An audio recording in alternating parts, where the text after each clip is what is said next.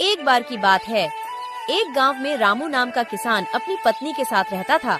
उसके पास में 2 बैल और अपना एक छोटा सा खेत था, जिस पर वो रात दिन मेहनत करता था। तब कहीं जाकर उसे खाने जितना अनाज उगा पाता। रामू गरीब होने के साथ साथ ईमानदार भी था। रामू की पत्नी हमेशा अपने भाग्य को कोसती रहती। न जाने किस जन्म के पाप भोगने पड़ रहे हैं, जो इतनी गरीबी उठानी पड़ रही है। न जाने भगवान अपनी किस दिन सुनेंगे। अरे भाग्यवान, अपन कर्म के अलावा और कर भी क्या सकते हैं। देना नहीं देना ये सब तो ऊपर वाले के हाथ में है। अपने सोचने से क्या होगा। कह तो तुम सही रहे हो, मगर 2 साल से अपने गांव में ठीक से बारिश नहीं होने के कारण फसल खराब हो रही है। गांव में बाकी किसानों के पास तो गाय भैंस है, जिससे उनका तो गुजारा चल जाता है, मगर अपने पास तो केवल एक छोटे से खेत के अलावा कुछ भी नहीं है। और बारिश नहीं होने के कारण उस खेत में भी फसल नहीं होती। पता नहीं इस बार भी क्या होगा। हाँ, ये बात तो तुम सही कह रही हो। पिछले 2 साल से ठीक से बारिश नहीं होने के कारण फसल बर्बाद हो रही है।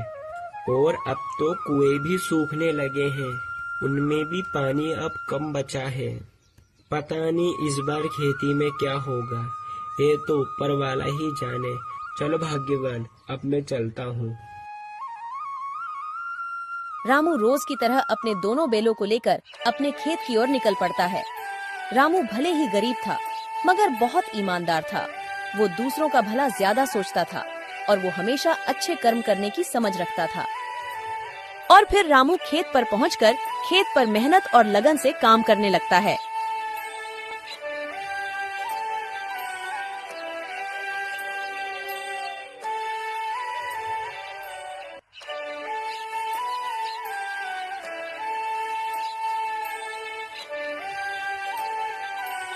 फिर थोड़ी देर बाद, अरे इतनी धूप में काम करने के बाद अब मुझे भूख लग रही है, और अब तो मेरे ये दोनों बैल भी थक गए हैं।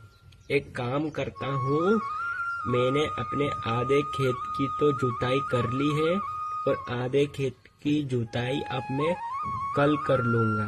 मेरे ये बेचारे बैल भी थक गए हैं। चलो चलो, अब अपन घर चलते हैं। रामू खुद से ज्यादा अपने बैलों का ख्याल रखता था। वह अपने बैलों से ज्यादा काम नहीं करवाता और रामू अपने घर पहुंच जाता। अरे ओ भाग्यवान, भाग्यवान, भाग्यवान, आज धूप में काम करते करते मुझे बहुत तेज भूख लग रही है। जाओ जाओ, तुम घर में जो कुछ भी है वो फटाफट से लेकर आओ। जब तक मैं अपने दोनों बैलों को चारा डालकर आता हूँ, जब तक तुम खाना परसो। इतने ही बीच में उन्हें एक आवाज सुनाई देती है। ये किसकी आवाज है?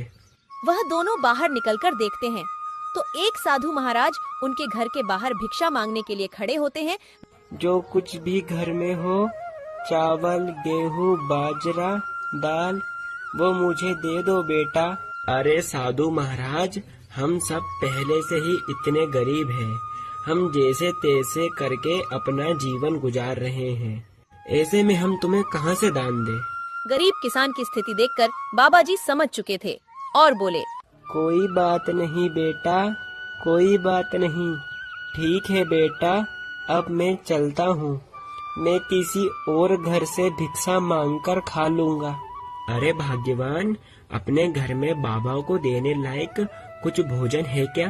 क्या अपने घर में कहाँ से आएगा? अपने घर में बाबा को देने लायक कुछ भी नहीं है। केवल थोड़े से चावल थे जो तुम्हारे लिए बने हैं। अगर वो बाबा को दे देंगे, तुम्हें भूखा रहना पड़ेगा। रुकिए बाबा, भाग्यवान जाओ, जो मेरे हिस्से का भोजन है वो जाकर बाबा को दे दो। मगर फिर तुम क्या खाओगे? अगर बाबा को तुम भोजन दे दोगे, फिर घर में एक अन्न दाना तक नहीं है। तुम्हें भूखा रहना होगा। उसकी चिंता भाग्यवान तुम मत करो, मैं तो भूखा रह लूँगा। मगर बाबा को मैं अपने घर से भूखा जाने दूंगा तो मेरे गले से वैसे भी खाना नहीं उतरेगा। जाओ, तुम बाबा के लिए वो भोजन ले आओ।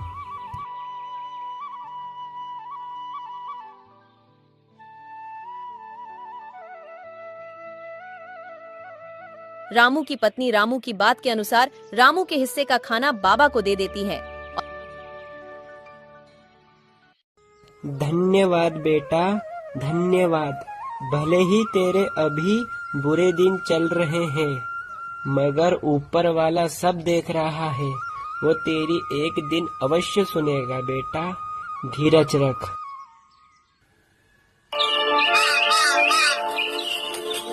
फिर सुबह हर रोज की तरह रामू आज भी अपने 2 बेलों के साथ खेत की ओर चल देता है।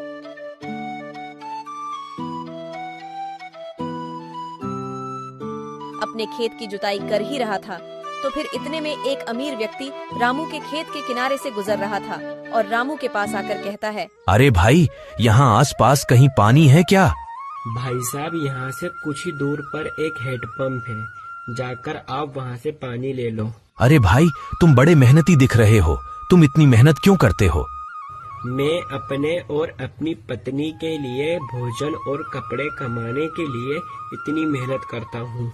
अरे, तुम इतनी मेहनत करने के बावजूद अभी तक गरीब की गरीब हो। तुम तो अच्छे काम करते हो, तो भी तुम गरीब हो। मुझे तो नहीं लगता है कि कर्मों का फल मिलता है। नहीं नहीं भाई साहब, मुझे पूरा विश्वास है, भगवान के घर पर देर है मगर अंधेर नहीं। जो अच्छे कर्म करेगा उसे अच्छे कर्म का फल अवश्य मिलेगा। देर से मिलेगा मगर मिलेगा जरूर। शायद मुझे अभी नहीं मिला मगर एक दिन अवश्य मिलेगा। रामू की बात सुनकर अमीर व्यक्ति हंसता और वहाँ से चलता बना। रामू ने अपनी मेहनत जारी रखी मगर खेत को जोतते जोतते अचानक से रामू का पैर हल के नीचे आ जाता है, जिस कारण रामू का पैर कट जाता है। रामू दर्द के मारे झूम उठा। अरे भगवान, मेरा पैर तो कट गया। अरे प्रभु, वो अमीर व्यक्ति सही बोल रहा था क्या कि कर्मों का कोई फल नहीं होता? अगर मैं अच्छे कर्म कर रहा हूँ तो भी मेरा पैर कट गया। मैंने किसी का क्या बिगाड़ा है जो मेरे पैर में लगी? जैसे तैसे रामू अपने घर पहुंचा और अपनी पत्नी को जो उसके साथ हुआ वो सारी बातें रामू ने अपनी पत्नी को बताई। तुमने आज तक किसी को परेशान नहीं किया है, तुम्हें तुम्हारे अच्छे कर्मों का फल मिलेगा। रामू को अपनी पत्नी की बात सुनकर तसल्ली आई।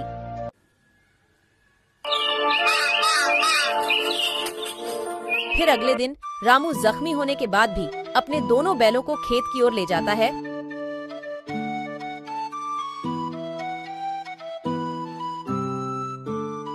अरे अभी तक बारिश तो आई नहीं, अब फिर मैं अपने खेत की सिंचाई कैसे करूँगा? चलो एक काम करता हूँ, अपने खेत के कुएं में जाकर देखता हूँ उसमें कितना पानी है। अगर उसमें पानी हुआ तो अपने खेत की सिंचाई करूँगा। अपने खेत के कुएं के पास में जाता है मगर कुएं में एक बूंद भी पानी नहीं था। कुआं पूरा सूखा पड़ा था। अरे मेरा खेत का कुआं तो पूरी तरह से सूख गया। अरे भगवान, ये कैसी परीक्षा ले रहे हो? घर में अन्न का एक दाना नहीं और अब तो मेरा कुआं भी सूख गया है। इस बार खेती में कैसे करूँगा भगवान? एक काम करता हूँ, मैं अपने कुएं के अंदर जाकर खुदाई करता हूँ। अगर पानी निकल जाए, ए भगवान कृपा करना प्रभु। इतना कहकर रामू कुएं के अंदर उतरकर खुदाई शुरू करता है।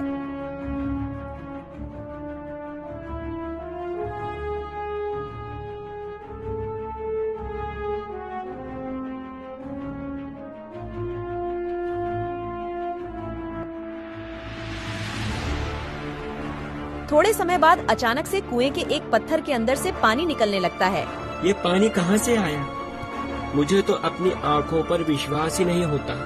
मुझे तो लगता है ये सब मेरे अच्छे कर्मों का फल है जो मुझे मिला। भाग्यवान सही कह रही थी कि तुम्हें तुम्हारे अच्छे कर्म का फल अवश्य मिलेगा। ऊपर वाले ने मेरी सुन ली। इस पानी से तो अब मैं अपने खेत की सिंचाई अच्छी तरह से कर सकूंगा। रामू की खुशी का कोई जवाब नहीं था। रामू पानी को देखकर बहुत खुश हो गया।